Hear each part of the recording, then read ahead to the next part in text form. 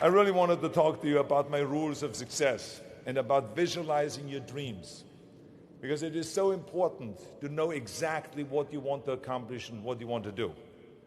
I mean, the key principles also are, and they brought me incredible success always in several careers, from bodybuilding to acting and from public service to politics, are simply the rules of work like hell, trust yourself, break some rules, don't be afraid to fail, ignore the naysayers, and stay hungry.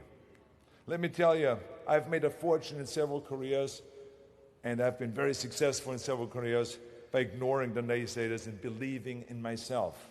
Imagine you're 15 years old and you're in Austria and you say to the people, I want to be the bodybuilding champion of the world. Of course they come to you and say, but wait a minute, this is not an Austrian sport. Skiing, you should be a ski champion, a soccer champion, or a track and field champion. That's Austrian.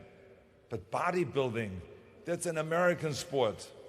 But you know something? I had it very clear in my vision, and I knew exactly what I wanted to do.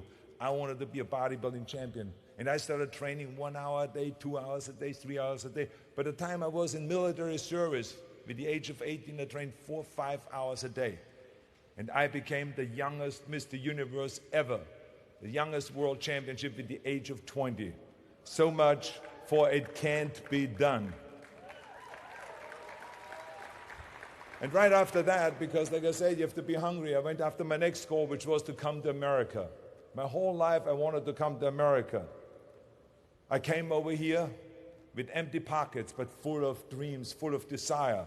I had this fire in the belly, and I knew that the United States was where I could really succeed. The possibilities here are endless. I wanted to live the American dream because this is the land of opportunity. I knew that this was where I could continue my bodybuilding career and start acting also, go into the acting profession. So I immigrated here, and I kept training and training hours every day, 5 hours, 6 hours a day, and won one world championship after the other. By the time I was finished with bodybuilding, I won 13 world championship titles, more than anyone. And then again, I was hungry to move on, because you can't do bodybuilding for the rest of your life. I wanted to move on, and I knew it was acting that I wanted to get into.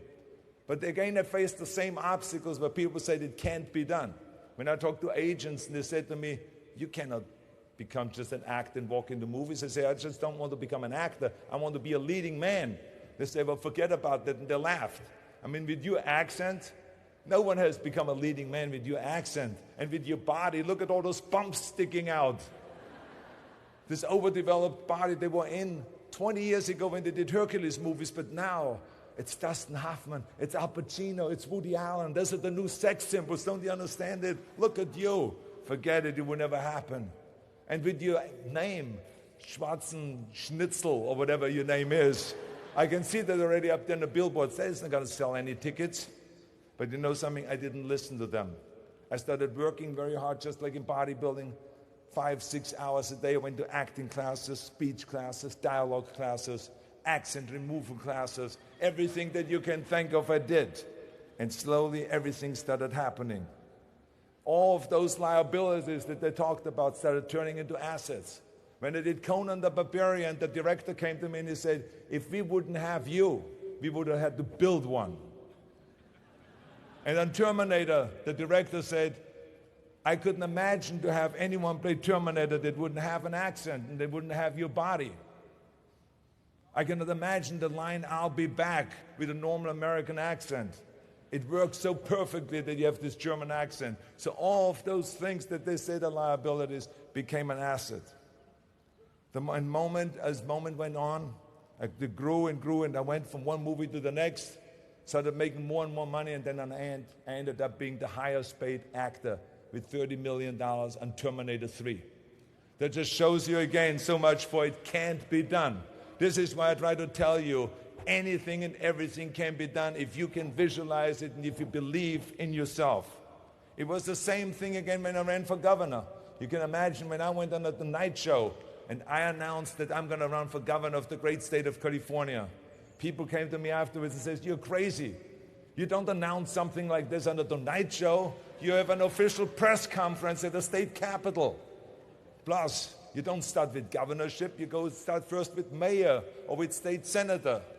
And I said, I don't want to be senator, I don't want to be mayor, I want to be governor. Don't you understand that? Well, the rest is history. I won in 2003, and I won also in 2006. And let me tell you, you're going to find the naysayers in every turn that you make. Don't listen. Just visualize your goal, know exactly where you want to go. Trust yourself. Get out there and work like hell, and break some of the rules, and never, ever be afraid of failure. I couldn't have gone to one lifting event in my life if I would have been afraid of failure. Because of course there's a chance that you can fail. When you lift the weight, I tried 10 times to lift and bench press 500 pounds. And I failed, but the 11th time I did it. So never give up and never be afraid of failure, because otherwise you box yourself in and you limit yourself. I was never afraid to fail when I ran for governor. I was never afraid to fail to tackle anything, because you should not be afraid of failure. That's just part of life. I've lived by those principles, and I've had a lot of fun doing it, and I made a lot of money at the same time. And of course, I have to tell you that no matter how successful you get, no matter how old you get, you always have to be hungry for more. You always have to be hungry for learning new things, because you never learn enough.